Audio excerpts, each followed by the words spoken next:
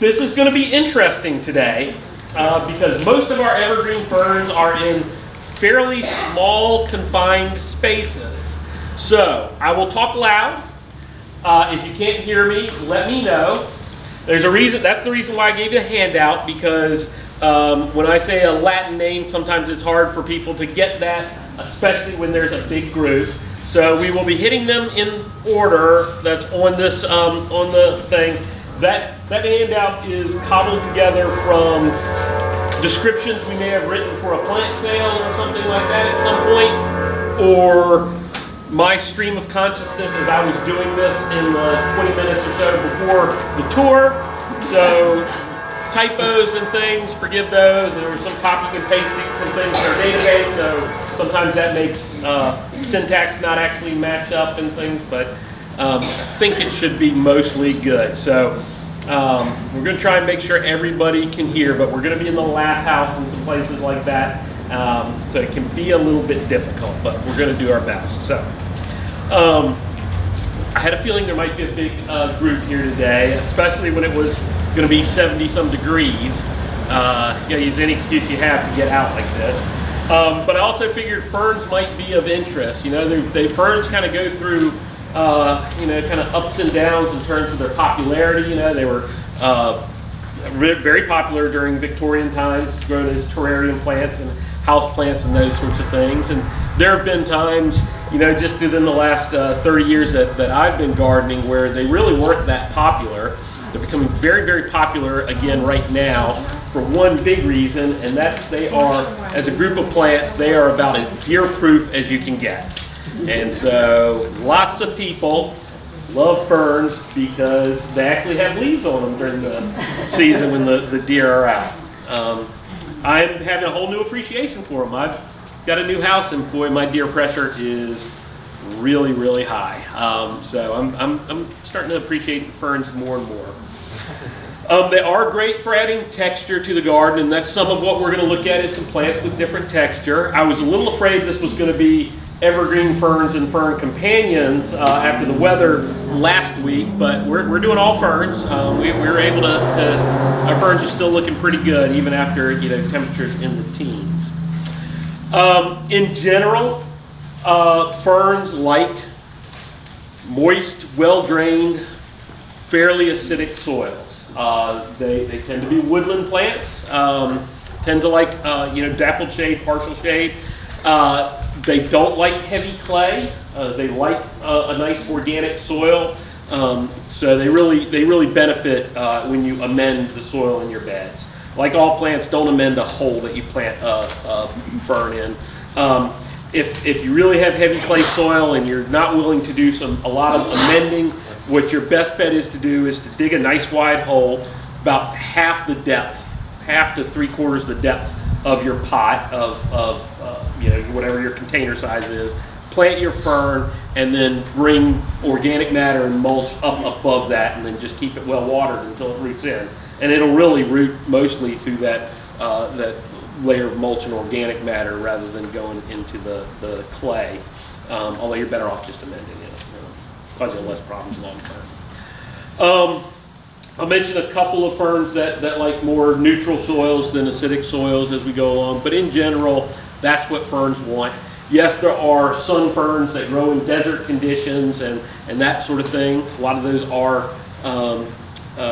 evergreen. We're not visiting any of those today, but there are a group of those type of ferns. Some of the ferns we will talk about are really naturally grow more as epiphytes or lithophytes. They grow either on trees or on rocks in the wild. You know, people say we don't have epiphytes around here, but we do. Our resurrection fern is, you know, you see growing on live oaks and things like that. That's an epiphyte. It grows along there, it curls up when it's dry, and then leaves back out. And a lot of ferns grow like that. We can grow them in the soil, and as we get to those, I'll start talking about how to be successful with those, because they're very easy to grow if you grow them right.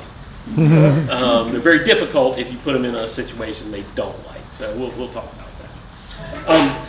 As always, when we go out, love to hear people's if you've had different experiences with the plant. If you've If you agree with me, you disagree with me, whatever, I'm always happy to, it's great to share that with the group, because there's always a plant that we think is real easy that other people struggle with, and occasionally vice versa.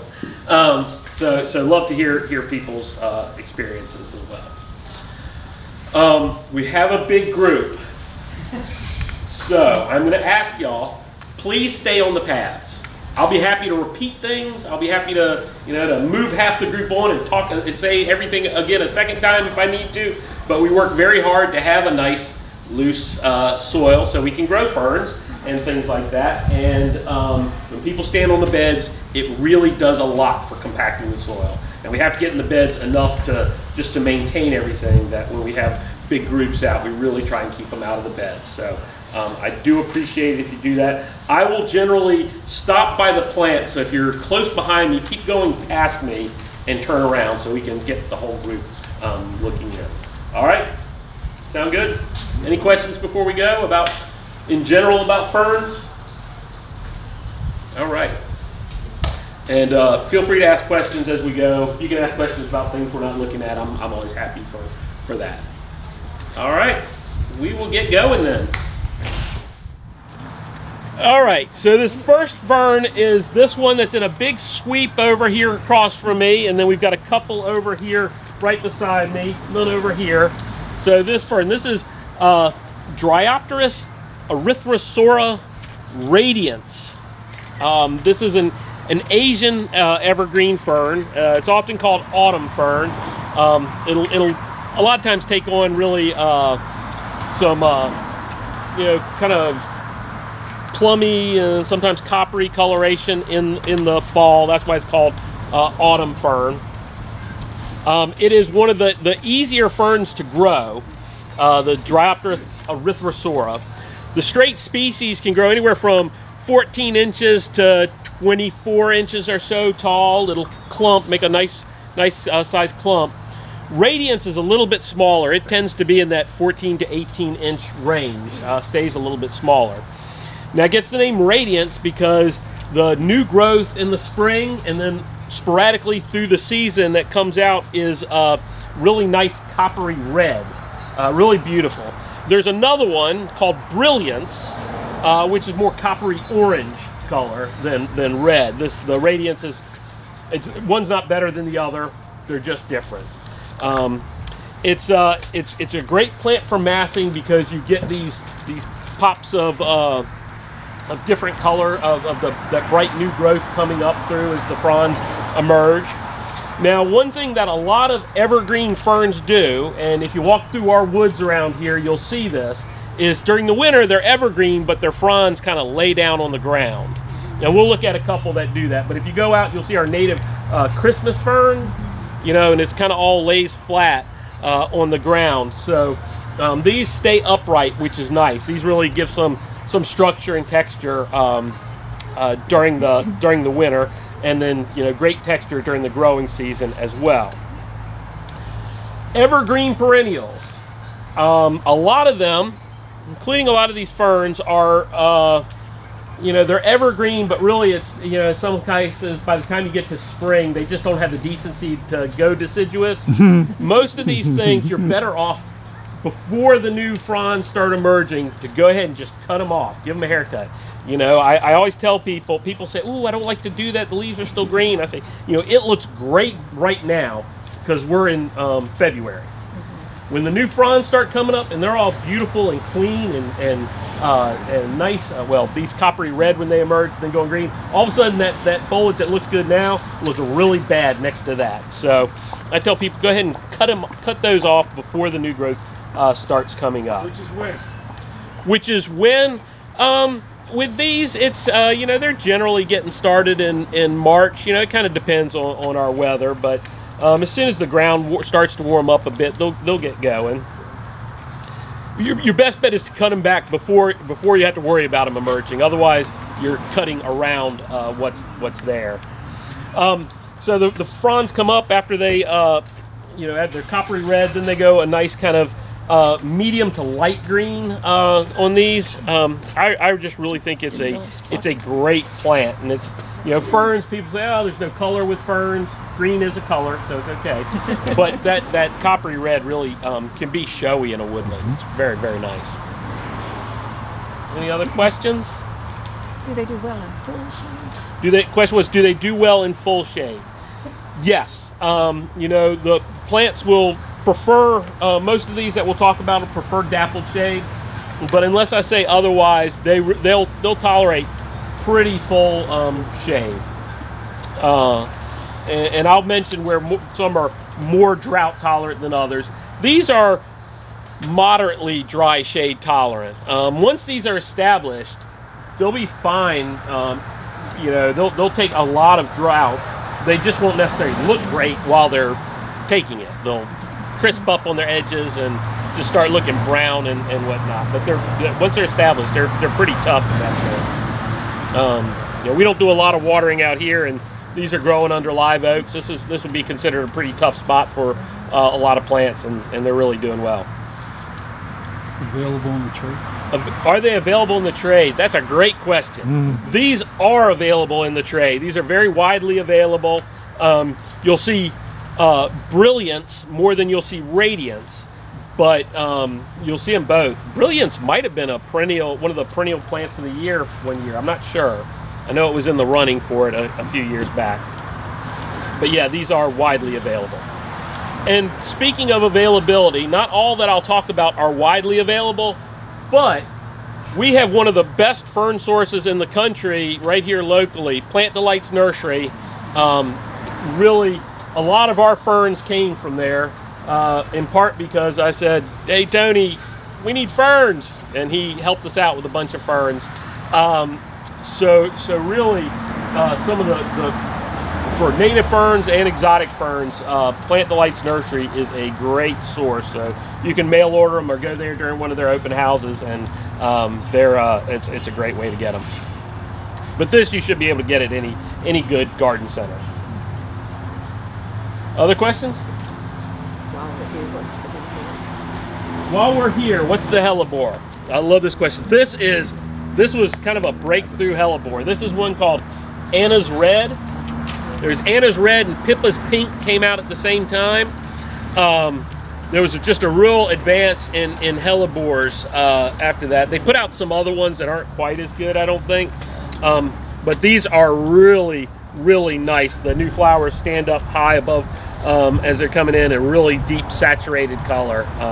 Anna's Red, definitely available. Hey, we're lucky in that sense too. We live in close by to one of the best hellebore nurseries in the country, and that's Pine Knot Farms up in Clarksville.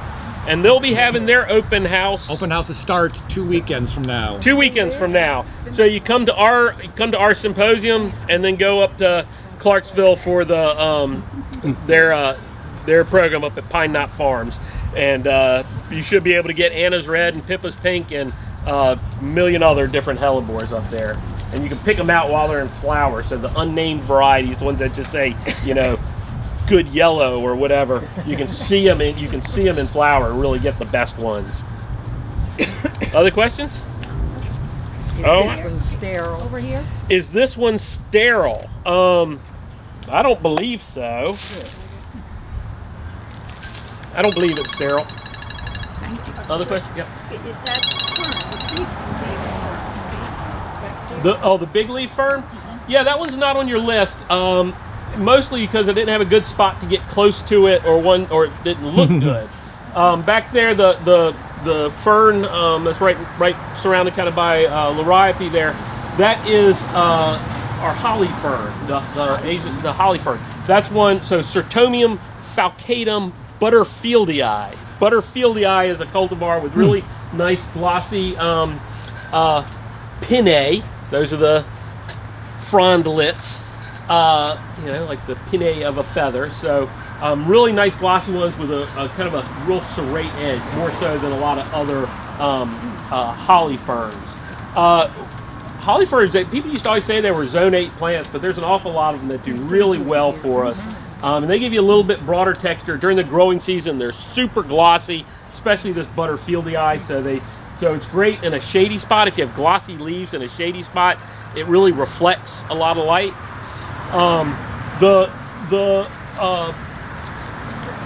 Sertomiums are ones like the Sertomium falcatum. That's one that if we have a mild winter, it doesn't get beat back real hard. That's one that you can leave out.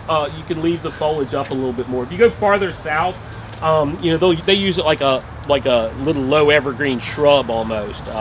They'll get to about 24 inches or so tall, and will slowly spread, form a nice little patch. For us, they usually get beat up enough that you want to go ahead and cut them back and let new fronds come up. And to spread, you have to do anything to spread? I mean, I have had some for a number of years in pots, but they winter outside. But I haven't seen much propagation. Yeah, well, no, they just slowly make a larger and larger clump. Yeah. This is a plant I love, Woodwardia. Woodwardia is a great big old fern. This is Woodwardia orientalis. Probably not a great name because I think Woodwardia orientalis is probably really a hybrid Woodwardia. But at any rate, it's sold as Woodwardia orientalis. It's a clumping fern, you can see behind me. Gets to be pretty good size. If it's real happy, it can be really big and lush. These individual leaves can be 6 feet across. Let's see, this one's not quite there. I'm almost 6 foot, right? So, but really, you know, kind of a showy plant. It's not the kind of thing you think of as being evergreen out in the landscape. Something that looks like that. They come from Asia. In the best forms, the new growth can be shockingly bright red. I mean, it can be gorgeous. This one is not. This one's pretty, it's got a little color to the new fronds, but not a whole lot. Is that the location or is it variety? Yeah, it's just the genetics of this one. It's not real red. In the wild, you see them growing on kind of rock faces where it stays damp. You know, little clay cliffs and things like that where it's got water moving through there. So you want to give them similar conditions in the garden. What similar conditions to that is a very nice well-drained soil, because they're usually growing on a slope, but with regular even moisture. One of the interesting things about a lot of the Woodwardias, but especially this Woodwardia orientalis, is that it will form plantlets on the along the leaf edges. And I don't think they've all fallen off at this point. But it'll form plantlets on the margins of the fronds, and that's one of the ways you can differentiate Woodwardia orientalis from some of the other Woodwardias. Is most of the other ones that form plantlets, and they don't all do it, they'll form them just like on the top third, whereas on orientalis it'll really form those plantlets, you know, all the way down to the bottom. You can take those little plantlets off and plant them and grow them out. I've had relatively little success moving small plantlets from Woodwardia and planting them. Where I've had better success is waiting until they drop off on their own and then collecting them from underneath and planting those. If you do that, they put on a lot of roots and grow off very, very quickly. Or if I don't want to wait that long, or if I'm at somebody's house and they say, oh yeah, feel free to take some, what I'll do is I will take this with all the little plantlets on there, and I'll get just a nursery tray, put soil in there, and put this down on top, and kind of either pin it down or weight it down a little bit, and sprinkle a little soil on top of there, water it in really well, so that you're getting some good contact with the frond and the plantlet, and the frond will kind of rot away over time, and the plantlet will root in. But if the plant's up and growing like this, and the little plantlets are on there, I get very, very, very little success pulling those off. That may be just because I'm not very good at it. I don't know. But yeah, questions? Have you ever just laid a brick on a frond and put it on the ground? Oh yeah, in the garden. If you want to just leave it in the garden, Yeah, you can just you could just bend it over and put a brick or something on the ground, you know, so that you want to get to the point where the fronds are really touching the ground there. But yeah, you could do that easily, and then dig them up out of the ground and move them around, or let them grow there. Certainly. Other questions? Where you purchase this? The Hart staff propagated a lot this year, or last year. Yes. If you are an upper level member of the Arboretum and you get connoisseur plants, which we give as a thank you to our upper level members, it will be a connoisseur plant this year, so you can get it there. You can Take the fern propagation workshop in the fall. Fern propagation workshop in the fall, yeah, that's a good way. You look around, there are some specialty mail order places that do fern, fancy fronds. You know, Plant Delights is always a good place to check. They may very well sell this. You know, it's, yeah. And are the plant ones formed from spraying here? No, they're they're actively going on last fall when Doug sprayed. yeah, no, they're not. It's just a way of asexually propagating itself. Okay. You know, kind of like Mother of Thousands. You know, Count Coe that. Yeah. Other questions? So that's facing, or that window faces north. Yes. Yeah, these are pretty. These stay in a lot of shade. They'd actually be bigger and probably better performing if there was a little bit more sun getting to them, because they are basically, you know, the sun coming over this way. It is shaded pretty much continuously. Okay, we've got another Dryopterus sublacera. I didn't really look up what that means. I wanted to put it on here because it's a Himalayan one. I'm not going to talk for a long time about it because it's not that pretty right now. Really what I wanted to show with this is what a lot of evergreen ferns do. So if you're buying evergreen ferns from a description, you know, in a catalog or whatever, keep in mind that they may just lay on the ground and not be terribly showy during while they're dormant during the winter. Otherwise, this is just kind of a nice fern. You know, I like ferns, but I'm not a fernophile, I guess. So this is a pretty nondescript one to me. Great for adding some texture. It's kind of a light green even in the growing season, which is nice compared to some of the other ones. The fronds can get to be about 24 inches or so, but it only grows up about 12 inches and then kind of arches out. And then as the temperatures get cold, they just lay down on the ground. So I'm a very lazy gardener, so with ferns like this, I often do not cut them back. I just let them lay on the ground and then throw some mulch over them and cover up the old fronds as it goes. It's you know, one of the nice things about it, if you're really into ferns and you like to look at them up close, the pinnae on there are really, the veins on there are really deeply impressed. So up close you get this very textured look to it, but you know, you got to get pretty close to really appreciate that, I think. But it's nice. Any questions about it? It really was just talk about them laying down. While we're here, how many gingers do we have in the Ralston Creamers? How many I don't know. Okay. How many? I mean, I could. Different ones. It's not the same one, obviously. Yeah, no, we've got a lot of gingers. A lot of them are wild collected. The question was, how many wild gingers, Acerum, do we have at the Ralston Arboretum? And I don't have the answer to that. But if you go to our website and go to horticulture and our plants and type in Acerum, you'll get a whole list of all the ones that we have growing here. You can thank Chris for that.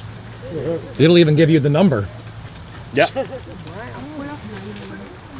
I made an executive decision. I did not talk about the Pyrosia that is next on the list because we would not have nearly fit around it. But I am going to talk about the one after that, the Coniogrammy Japonica. Is it Japonica? Yeah. Couldn't remember which one it was. Okay. These are some of my favorite ferns, this group, Coniogrammi, in part because I can recognize them when I'm out in the wild collecting, because usually I can't. I don't know anything. I don't know my ferns well. I'm a woody plant guy, you know, so I know the ones I know. But this is a really bold textured fern. The other ferns we've talked about have all been clumping ferns. This is a slowly spreading stoloniferous fern. So it's behind me, and it got beat by the cold and looked pretty bad, so I plucked off the best frond on it that's left. But it'll make a very loose, kind of slowly spreading mat of these foliage, and so it'll just be one leaf sticking up and then another leaf sticking up. I'm going to show you some other Coniogrammies that'll really form a dense mat. This one tends to be a little bit more open, so it's really good for growing around shrubs and small trees and things like that, where it'll just pop up, you know, kind of go around them, which is nice. This species is very thick textured, leathery, a real nice glossy look to the frond. When it's young, it'll be, you often get it, you know, where it's just bipinnate, where it goes up and, just pinnate and goes out once. As it gets older, it becomes more and more bipinnate, where it goes and splits a couple of times. You know, once it really gets mature, you can get it where it's, you know, it's really bold textured, but kind of frilly in how the pinnae come out. Because this is creeping, it really likes a loose soil so that those rhizomes can move out and spread through and really colonize. The stoloniferous types are, you know, they're easy to share with friends. I'm going to show you another Coniogrammy that people rave when they come here and look at. Doesn't look great right now because of the cold, but during the growing season, it's one that we get a lot of comments about. And so when we have, you know, nurserymen who come through that I'm showing around who like it, or other gardens, or, you know, our peers like that, you know, I'll just go in there and just rip out a big chunk of it and hand it to them, because they're really amenable to that. You can move ferns around pretty easily that way, unless they don't move at all. There are a couple ferns that are very difficult to. The clumping ferns are a little bit different, a little bit more difficult. The Woodwardia, the last one we looked at with those great big fronds, that's got one growing point and it comes out. And so that, you got to get those plantlets, you got to grow it from spores, you got to do something like that. The first plant we looked at, the Dryopteris erythrosora, it acts like a clumping plant mostly. The holly fern that was farther in there, it makes this bigger and bigger clump. But both of those you can dig up once they get, you know, large enough, and you can pull those apart and divide them that way. So you can. Their ferns are interesting. If you pull them out and you clean off their roots and everything, there often isn't much there. There isn't a whole lot to it. So you want to kind of keep some soil around it to keep all those really fine roots in place. Any questions? Yeah. Yes. So how moist, how much sun can it take, and would you call this one easy or not, like on a scale? This one's pretty easy. It's slow. How much sun, how much moisture? Ferns, many ferns can take quite a bit of sun if they've got lots of moisture.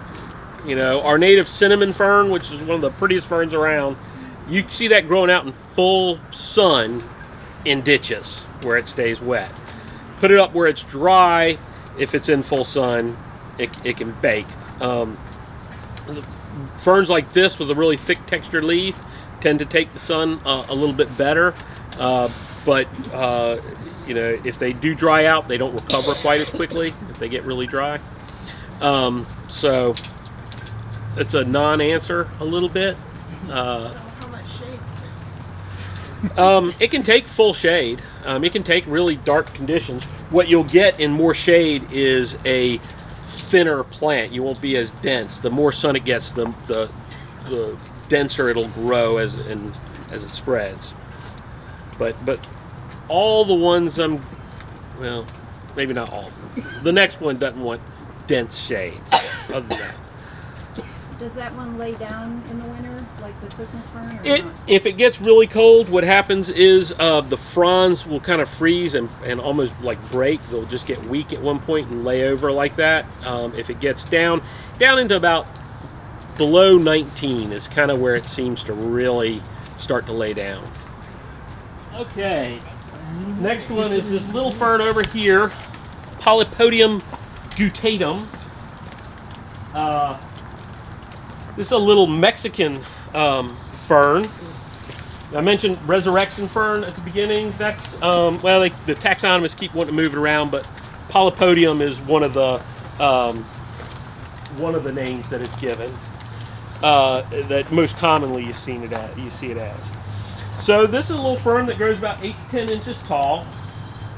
Really kind of thick textured fronds. Creeps around in the wild. It grows kind of in rocky places. This is one that can take quite a bit of drought once it really gets established. It's a stoloniferous kind, so it spreads and it'll form nice little patches. It's one we planted not really expecting it to be terribly hardy, but it wound up being. It's been very hardy. It looks great after getting down to 14 degrees. It's what did I write anything else about it? I feel like I'm forgetting something about it. Not really. Drier soils. Drier soils, yeah. It's just been a really cute little thing. Oh, well, I know what I was going to say about this. A lot of these that grow as epiphytes, the Pyrosias, and I'll point out we're going to look at some Pyrosias, and this that grows epiphytes or lithophytes. The key to being successful with those, unless you have a super loose soil like what we have in here, which is better than your soil at home, I would wager. The key to growing these semi-epiphytic ferns is to grow them on a slope. If you put them on a slope, they grow great. The most common one you see around here, Pyrosia lingua, and I'll point that out to a couple people. There's one right there with kind of a little crispy edge right there by the bench. There's one down here with a little wavy edge right there. There's another one right there, Shishigashira, with little tips. So those are the tongue ferns, and those are, you see those a lot, and those are typically would grow as an epiphyte. If you plant those on flat ground in most gardens, they sit and kind of peter out eventually. They just don't do well. You put it on just a little bit of a slope. Doesn't have to be much of a slope. You got a little bit of a berm, put it on that side of that slope, and they thrive and they'll grow and they'll bulk up like these have. So that's the key. Same thing with something like this. It's going to be happier on a little bit of a slope. That just needs more oxygen. Needs more oxygen. There you go. Because it's not about being dry. It's about partially drainage, but the air. Something about it. Yeah. I just wondered what that plant is behind you. What this plant is behind me? All right, this is one of the rarest conifers in the world. This is one of the most recently named, and it was named about 8 different things depending on your taxonomist. Xanthocypris vietnamensis. So this is it's from Vietnam, as the name implies.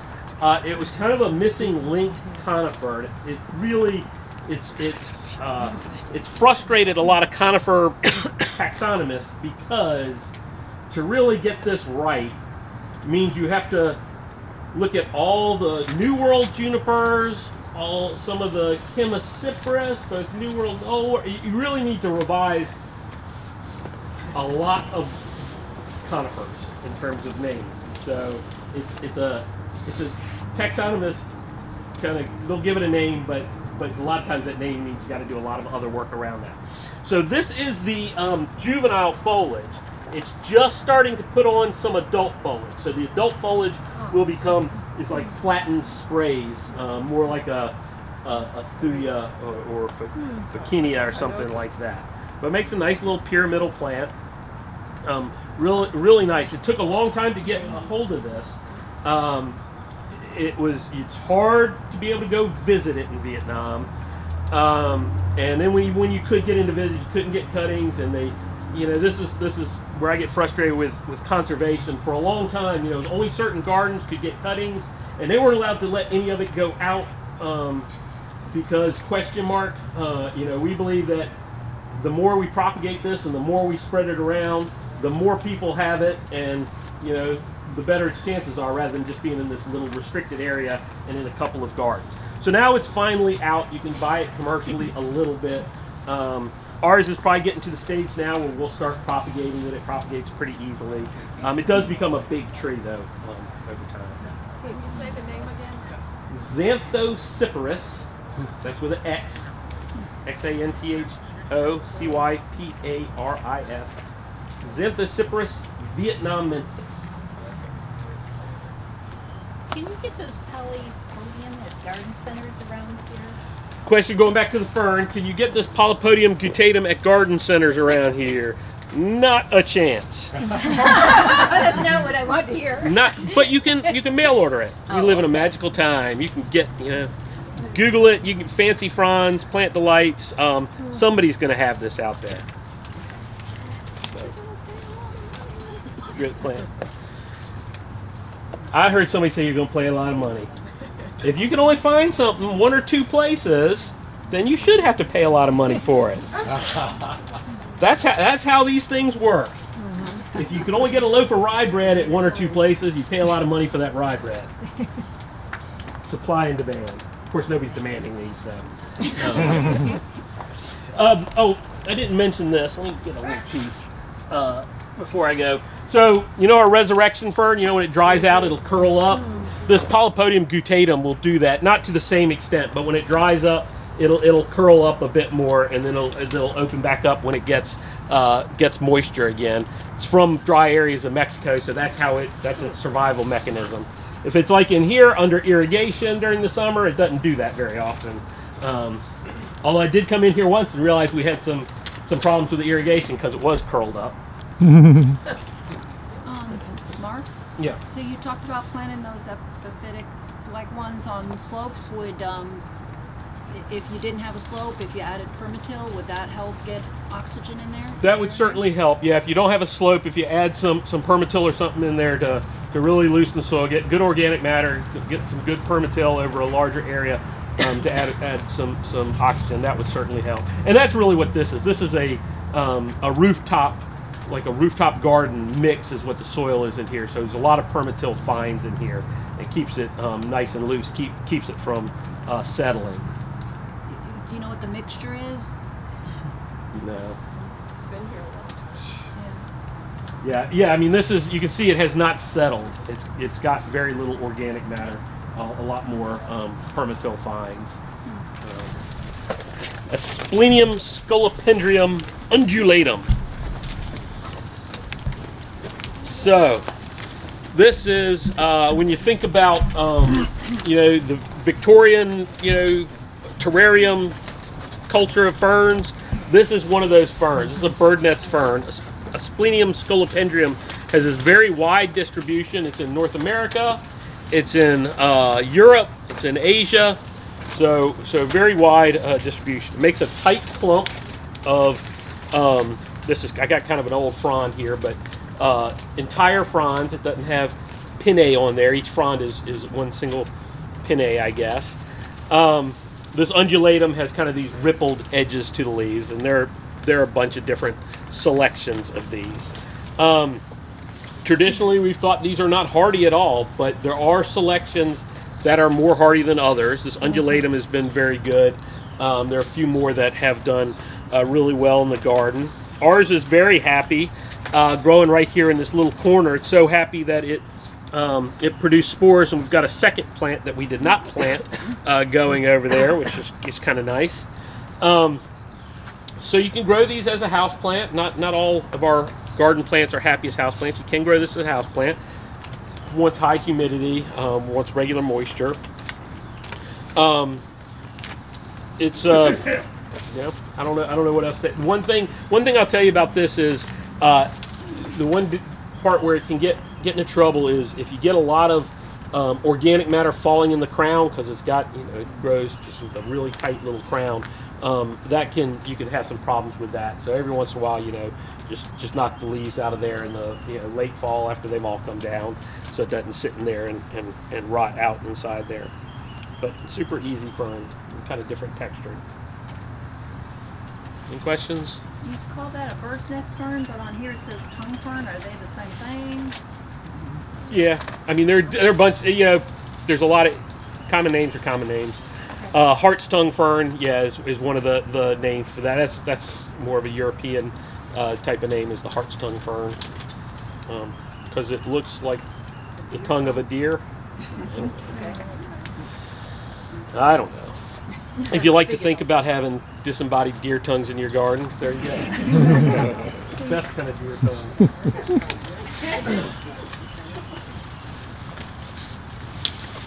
So I mentioned that we'll talk about another Coniogrammy. This one is less evergreen than Coniogrammy japonica. This is Coniogrammy intermedia. This is a cultivar called Yoroi Musha. And so the difference between this and the typical form is Yoroi Musha has all these, you know, irregular serrations, jagged edges to all the pinnae on there. Otherwise, very much like the Coniogram intermedia in terms of it gets more pinnate as you go down the frond. Much thinner textured leaf. Very vigorous. If it's happy, if you've got a loose organic soil and regular moisture, this is a ground cover. It will spread.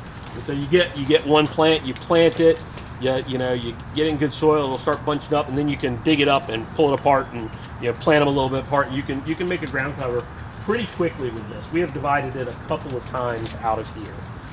It looked beautiful up until 14 degrees, and then it didn't look so beautiful. This is a little bit more protected than the rest of the garden. We have it in several spots. This is about the best looking one, so it is semi-evergreen. We won't necessarily say perfectly evergreen. It's a little more susceptible to dry soils than Coniogrammy japonica, but if you give it even moisture, man, it just goes. Really, really easy. We have several different forms of this. There's another one right over behind these folks sitting down that's called shishi. That's got little fringe tips on the tips of the pinnae. But all are really good plants. Some a little larger than others. This is one of the more vigorous ones. When it's really going strong, it can be almost 24 inches tall. Would that be good in deep shade? Yeah, this would be good in deep shade. I repeat, Mine's please. not doing well, it must be the clay. What's that? Mine's not doing well, it must be the clay. Yours is not doing well? The clay. Yeah. So yeah, they definitely want It's 24 inches all these tall. ferns really want a loose organic soil. They don't like heavy clay, almost without exception. So yeah, get them there. The question before that was, will they do well in deep shade? Deep shade, the north side of a brick wall. This is absolute shade. Yeah. Yes, Yeah. worth trying. Exactly. Yeah, definitely. If you have good soil. Thank you. It's hard to move the brick wall. It's a lot easier to make good soil. Other questions? Are these easy to find locally? Yes. Plant Delight's Nursery. Thanks, Delight. It is also vigorous enough that we sometimes have it for sale, both up at our plant cart or at our plant sale, because we can divide it. Do you get this? Mark, would you repeat something you said way back? I will. About cutting the old fronds off before you guys come up. Did that apply to the Chinese holly fern as well? Yes. So the question was, cutting back the old fronds, does that apply to the Chinese holly fern?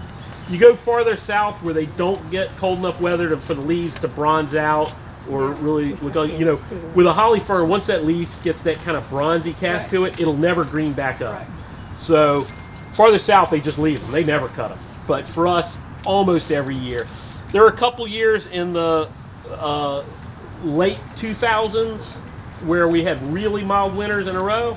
And those years, there were quite a few evergreen ferns, and especially the holly ferns, that we did not cut back because they looked fine, and so we just didn't bother. But in most every year, you're going to want to cut them back.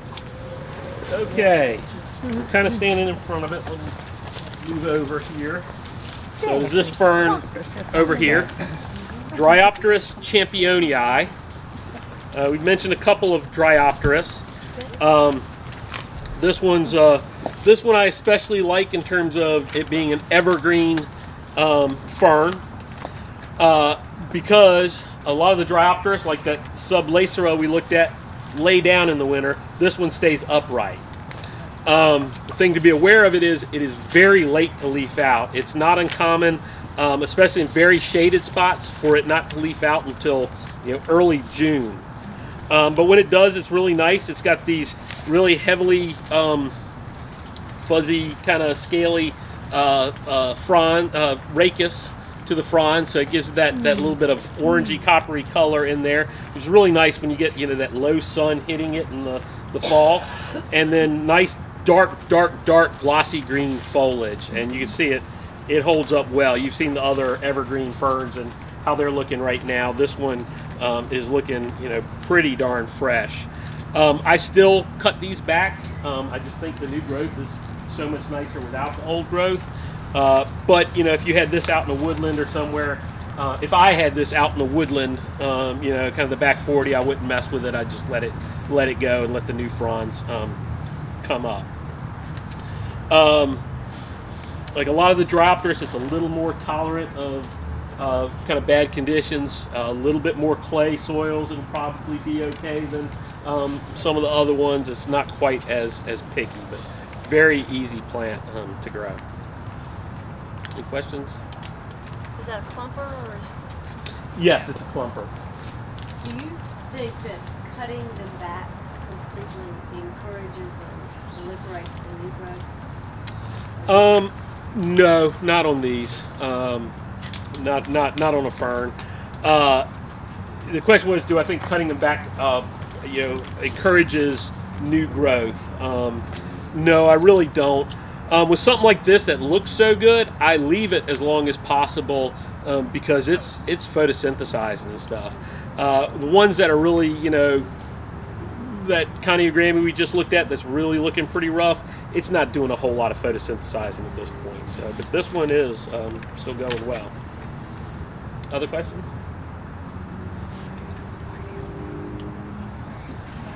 All right. The next plant, everybody stay where you are.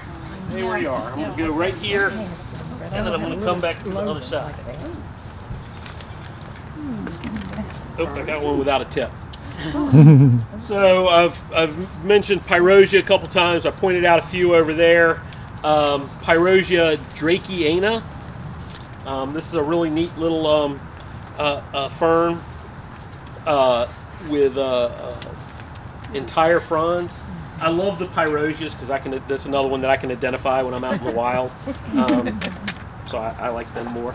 But it's kind of a bold textured plant. There are a bunch of different Pyrosias. Like I said, the most common ones are the Pyrosia lingua, another one called a tongue fern.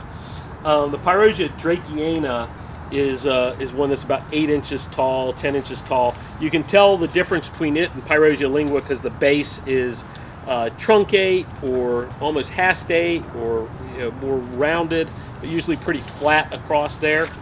And then sometimes called felt fern or felted fern because the backs are this rusty or in some cases silvery fuzz all to the back of it, which is really nice. These are ones that want to grow on a slope or in really well aerated soils. This is the one exception to cutting back. I don't cut these back all the way. These you can leave up and really just take out the fronds that are really looking beat up on there. But they hold up really well during the summer. I mean during the winter. As it gets taller, do these leaves get bigger, or does it put up leaves on taller stems? It will get a little bit taller than this, but not a whole lot taller. And it'll just be the leaves will be a little bit longer, but it'll be you know, 10 inches.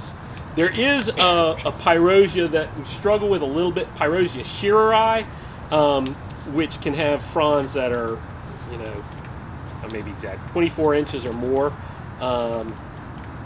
It's a little bit trickier for us though.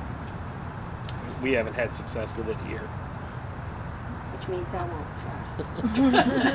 I'm always looking for good hosta substitutes in the them, garden, something that's got a, you know, bigger leaf to contrast with all the ferns in the shady areas. So Yeah, this then I looks don't like have to this pay might twice be as well. a good one.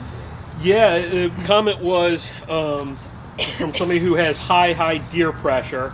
You know, they're looking for hosta alternatives, and you know, looking for that kind of bolder texture. And you know, the Pyrosias are a great substitute for hostas.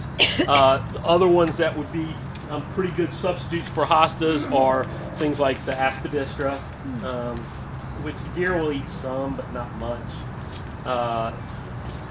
You haven't eaten yours, yeah. And rhodia, sacred lily, which are good. So, yeah, those are, if you want kind of that hosta type look, those are good ones. But this gives a little bit of a different color too with that felty back. And we're going to walk by one. I'll point it out as we go by. There's another Pyrosia over here in this other bed that's called Limon, Limon. That's kind of yellowy, that gives a different texture. And there's a variegated one that's got little streaks of chartreuse to it. Other questions? Yes.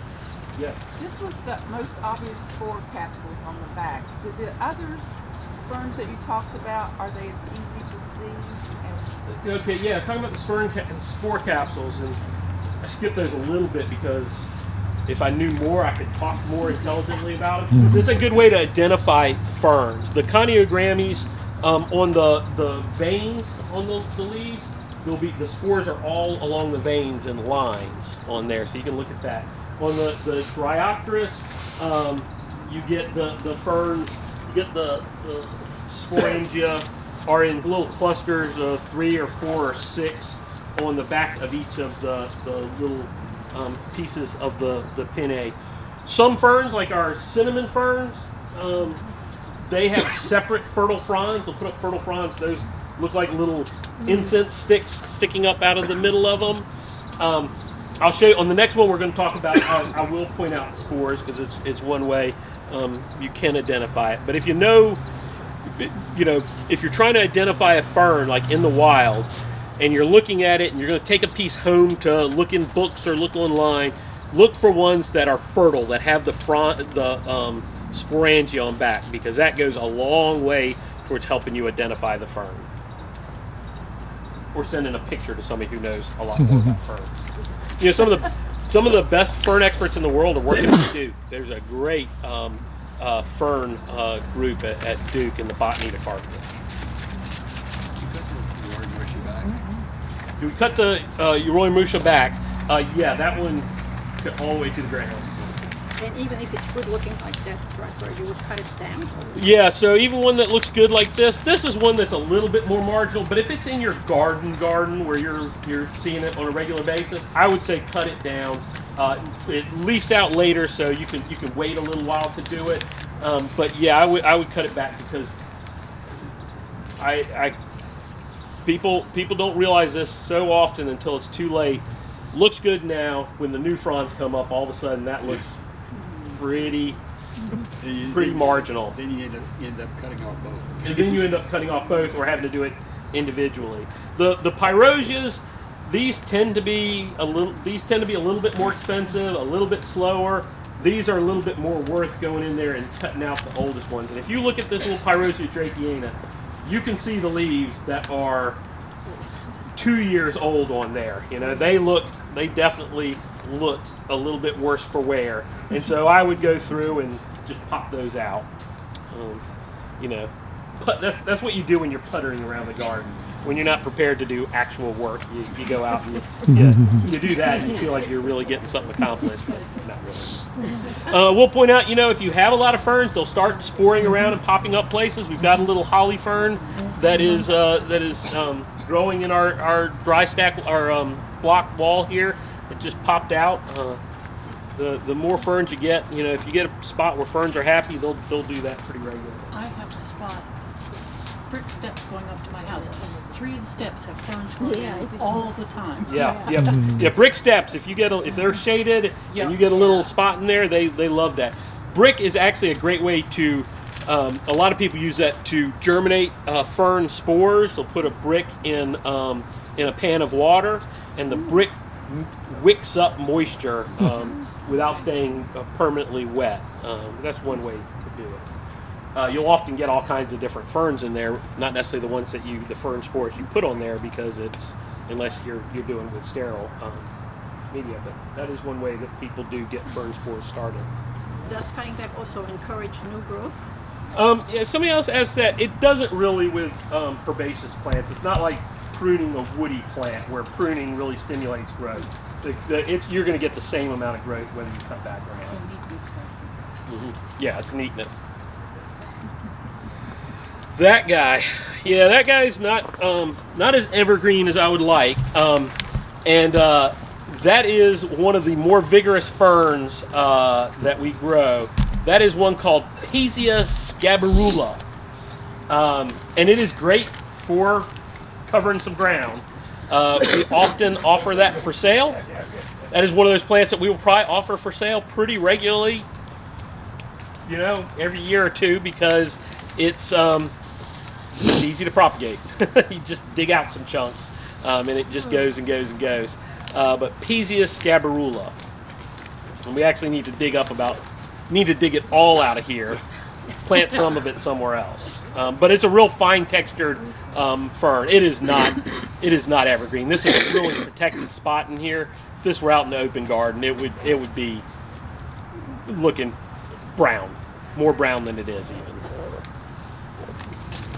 So this is Microsorum or Neolepisaurus.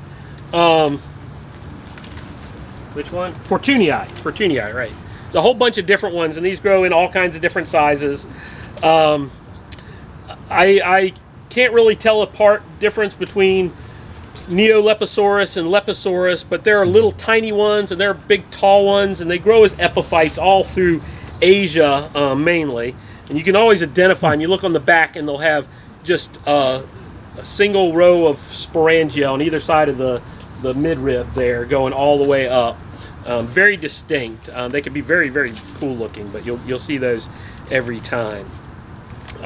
It's another one of these epiphytic ferns. It's not as rigid and upright as the Pyrosias. It kind of hangs down, so not only does it grow better on a slope, but it looks better on a slope than it would trying to grow it on flat ground. This is one that's got a very wide distribution, goes through a lot of the tropics, so you really need to get one that's more the Asian, Chinese, Vietnam kind of thing, rather than Malaysian or Burma or something like that. If you get it in the right spot, it's great. You can see this is where we've got more of a slope, which is why we've planted it here, because otherwise it can be tough. It really would, ideally, it would love to be growing up a tree. But if it's happy, you can see it spreads pretty well. This is got a little stem that's growing, 8 inches away from the rest of the plant. And you see that's just how it grows. It'll have a little underground stolon and root from that. That would be growing up the side of a tree, and all these leaves would be hanging down like that if it were growing in the wild. Can you grow it on a tree here? No, it's not hardy enough to grow on a tree here, and we're not. Even if it were, unless it's something. The question was, can it grow on a tree here? If you didn't hear that, even if it were cold hardy enough to grow on a tree, it's not like our native resurrection fern that can really take drying out completely. When you think about Malaysia and Myanmar and Vietnam and Southeast Asia, it's wet all the time there. There's no dry period, and so that's the key. This thing in July and August would just fry in our climate, just because it would be so dry. Would it make a house plant? Oh, it would make a great house plant. Yeah. Just keep it evenly moist. So really easy. That's love these plants. Any questions? Other questions? Alrighty. And if they're happy, you can replant them just like that. And they're good to go. Was that it on my list, or did I have another one? Selaginella. Oh, okay. That's going to be right by the entrance over there. Entrance to the lath house. Forgot I did a Selaginella. Okay. Selaginella pallescens.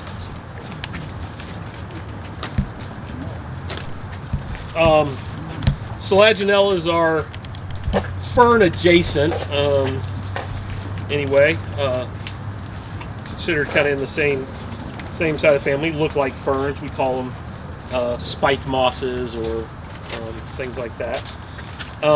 They tend to look like very delicate plants, and like ferns, they can either be clumpers or spreaders. This is a spreader. The spreaders, if they're happy, will really cover wide ground. They're widespread all around the world. They grow in tropical areas. They grow here in North Carolina, native ones, all over the place. What you get with a lot of Selaginellas is if they get dry, they'll curl up like this, and then open back up. During winter, they'll curl up and won't uncurl, like many of us would like to do. But you can see under if you go under here where it's being protected by the curled up foliage, we've got foliage that looks brand new, spring-like. That's probably emerging. What are really cool with these Selaginellas are some of the Selaginella tamariscifolia, which are some of the clumping ones, and they look like little ferny rosettes. They are for little ferny rosettes, really delicate looking. And then if they dry up, they just curl up into a little tight ball, and they get some water and they open back up again. And they'll just keep doing that. And there's some ones that have pretty bright yellow foliage and bright orange and orangey red foliage, so they can be quite different looking. This one, this Selaginella pallescens, has been very good for us. This is supposed to be a variegated one. I don't know that I've seen variegation on there, but it's been quite vigorous for us. We have another Selaginella that's not as evergreen, kind of in the far corner of the lath house, and it's one that we have to keep beating back with a stick because it wants to spread a mile a minute. They really like even moisture. They're pretty tolerant of drying out for short periods, but not for long periods. Just great textural accents. You put this with your Pyrosia, you'll be in good shape. Some of the Selaginellas really want constant moisture. This one does not. This one's growing in the mountains in Mexico, kind of on the shady sides of rocks and things like that, under pines and whatnot. Much like they do here in North Carolina if you go out in the woods and find Selaginella. Would it need irrigation in the wintertime? No, wouldn't need. The question was, would it need irrigation in the wintertime? No, you can just let it dry up in the wintertime and just cut off all the foliage, and it'll come back out in spring and be beautiful. Yeah. Any other questions? All right, well, it's a beautiful day. I would recommend going in and seeing more of the Arboretum. We don't have as many evergreen ferns that way, so we didn't go that way on this tour, but man, it's a good day to get out and see the garden. And I'm happy to answer any questions. This is a big group. Sometimes people are a little reticent to ask a question with this bigger group, but I'm happy to hang out for a few minutes and answer questions. What is this plant, and is that its mature size? What is this plant, and is that its mature size? This is Urea emarginata, or Urea japonica, I guess. Urea japonica. It's actually, believe it or not, a camellia relative. The flowers are about 1/8 of an inch, maybe 1/4 inch if it's real happy. And I've never smelled this one. Have you, Chris? I don't think so. Some of the Ureas, I've been in gardens where people are searching for the dead animal. And I mean that seriously. And where usually that happens, I'll say, go look under that bush. That's probably where it is. And make them go under there. They're little tiny flowers that hang down. This is one. I think it is probably Moutier's. it was sold to me as one that was as something that was different than Moutiers in Japan, but the more I look at it, the more I think it is one that is in the trade slightly as the cultivar Moutiers. It'll become a pretty good size evergreen shrub. Yep. Mark, you were talking about the resurrection fern. Can you go into the propagation, how to move it? Can I go into the propagation, how to move resurrection fern? Well, you know, if you're pulling it off a tree, say, or a rock, and taking it that way, and taking a piece of it, then the key to dealing with it after that is to put it somewhere where it will be very happy. I don't know where that is, because I've tried that a bunch of times. I've never, ever, ever been successful. I have bought, you know, nursery grown plants and had them be very successful, but I have never been able to take a piece of resurrection fern, even putting it somewhere where it's getting a really constant moisture, and being successful. You can grow it from spores. You need to take our fern propagation class for that, because that's a whole thing. Yeah, just moving a piece of it. Some people can do it. I cannot, so I don't know what the secret is. I've never been able to. Yeah. Just the general guideline. It's February. It's time to cut back all. So yeah, question is, it's February. It's time to cut back all the ferns. You can wait another month or so. It's early February. You can wait. I'm do stuff when I can. Of course, I would work many weekends. So, you know, I've been cutting back my evergreen perennials for the past, you know, since mid-December, once everything was good and dormant, because I know I just can't get to everything. So the one thing that I will say, talking about cutting back evergreen perennials, the two that people don't cut back early enough, one are epimediums. Evergreen epimediums look terrible during the winter mostly. Cut them back. They don't have the good sense to go dormant. And when the flowers come up, you cannot cut around those flower stalks. You know, it's so hard. So I go ahead and cut those back pretty early, as soon as they're really looking ratty. The other one that people don't cut back are Hellebores. Cut back your Hellebores. Cut them back early enough that the flowering hasn't started. You know, those Penny's Pink have been in flower for a while, and they're young enough that they look okay. But if you cut back all the foliage on just your Hellebores hybridus, you know, just when they come into flower, it'll be like a revelation. They will look so beautiful, even if they're just seedling ones that are out there. But when you have that old foliage on there, it flowers in amongst that foliage a lot, and you just lose that. So if you cut back any of those, the types that flower from ground level, don't cut back your stalked ones, your coalescent ones. But yeah, and you just cut all those back. You know, set your mower down low. See, if you don't have any flower stalks on there, you just have sharp blades, set your mowers down low. Chris is a big aficionado of lawnmower perennial pruning. You know, you just zip right over it, and boom, done. So there's those you would do in I do those usually early January, December, early January, yeah. And, you know, people want the evergreen for as long as possible, but those flowers look so good. Yeah. You know. Speaking of doing things when you can get them done, I have an area, north side of garage, land slopes down toward the garage stays pretty moist in there, and the Japanese painted ferns are way too heavy in there. And I'm tired of cutting them out when they... Is it open somewhere in the garden? They're crowding everything else out. Is it okay to transplant them now? I mean, you can't even see them now. You know, Yeah. but I know where, I mean, I can tell where the roots are. Is this a bad time to transplant them? No, I'd transplant them. Put them out in the woods somewhere? Yeah, good. You know, with something like a painted fern, to transplant them, you know, you probably were better off when they were going dormant in the fall. But you got a ton of them, they're spreading mad. You know, if you kill a few of them when you move them around, it ain't going to hurt anything, right? So, yeah, I would go ahead and do it now. And by the way, that is the only fern that my deer eat. They do eat your painted fern, They your eat the Japanese painted They ferns. don't devour them, but they eat off all the tips, and so they just don't look attractive.